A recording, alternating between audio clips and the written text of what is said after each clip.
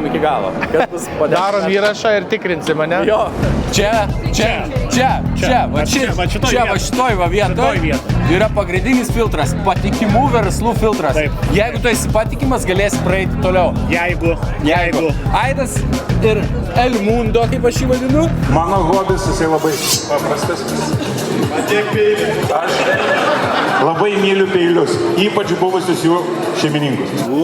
Nepraleidžia nepatikimų verslų. Vyrai, noriu paklausti, ar susitvarkot su darbais šitokį kiekį svečių? Prie šito staliuko klausimus tik mes galim užduoti.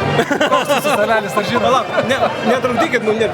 Žalgiris apskritai, kaip sakyti, yra puikus pavyzdys visai Lietuvos BNI bendruomeniai.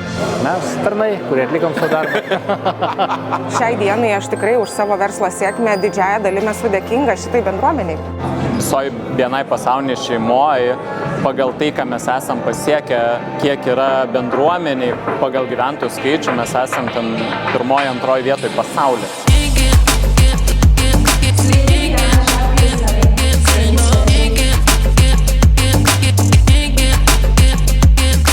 Kai kūriau verslą, supratau, kad į namus klientai neteis, nes į nei vieną verslą neteina į namus klientai ir BNI buvo tikrai vienas pagrindinių kanalų pirmus, netgi antrus metus.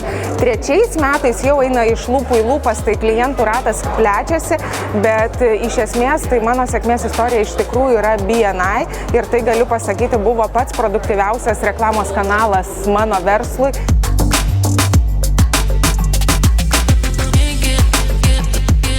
Tai matydamas 10 metų, kai praėjo, tai aš galiu stebėti, kad jisai tapo labai gyvas, labai didelis organizmas, kuris turi labai daug emocijų, nuo iki, labai turi verslo galimybių, nuo iki ir turi potencialą. Aš matau, kad čia labiausiai kyla asmenybių klausimas. Ir kaip galima tavim pasitikėti, kaip galima bet kurio pasitikėti, tada tu žinau, kad už tavęs bet koks esantis verslas taip pat yra patikima kompanija. Pirmoje vietoje nuostabu, kad aplamai BNI bendruomenė visą atvyko į Lietuvą ir atnešta Nerijaus ir kad jinai tiek jau sėkmingai gyvuoja. Žalgiris apskritai, kaip sakyti, yra puikus pavyzdys visai Lietuvos BNI bendruomeniai. Vertė iš karto pamačiau praktiškai po pirmų pusės metų. Atsipirkimo klausimas, tai ne visą laiką pinigai atsiperka. Patirtis, žinios, santykiai ir taip toliau, ir taip toliau.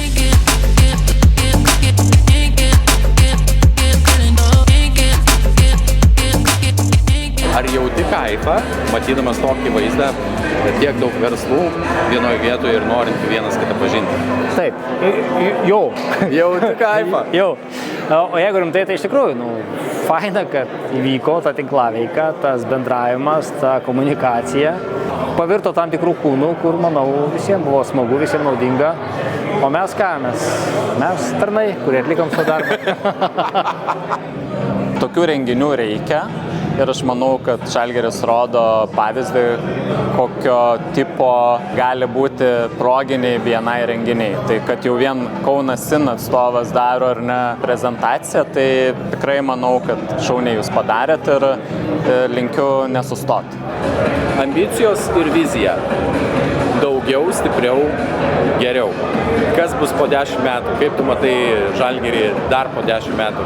Tikiu, kad tie nariai, kurie dabar yra su manim ir kartu, ir ta A komanda, o aš manau, kad bus tikrai arti 100, gal virš 100 stiprus klubas, kur jau dabar mes turime aukštą kartelę, ką priimam, ką nepriimam, bet kas patenka į klubą, tie rimtai būna nusiteikę ir man ir norisi būtų žmonių rate, kurie rimtai nusiteikę dėl savo verslų, dėl savo augimo, dėl pagalbos kitiem ir kartu tada augam.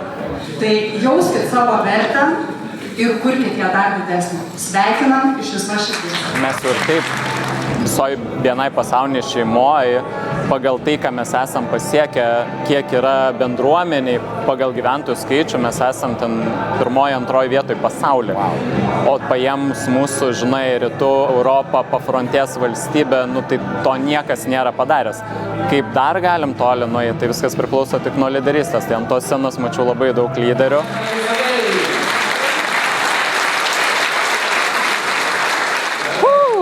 čia jau tikiuosi tai prasisukti labai smagiai šitoj šokių aikštelėje, su visais paplepėti, atsipalaidavusiais, pašnekėti, pabūti, pašokti, padainuoti ir praleisti ypatingai gerai laiką. Ar vakare šoksi? Aš ne tik šoksiu, bet jeigu reikia ir padainuosiu. Ir dainuosi? Jeigu reikės. Ir pakvailiosim? Tai taip. Gerai, mielas Grandai. Klasikinis apkabinimas. Taip.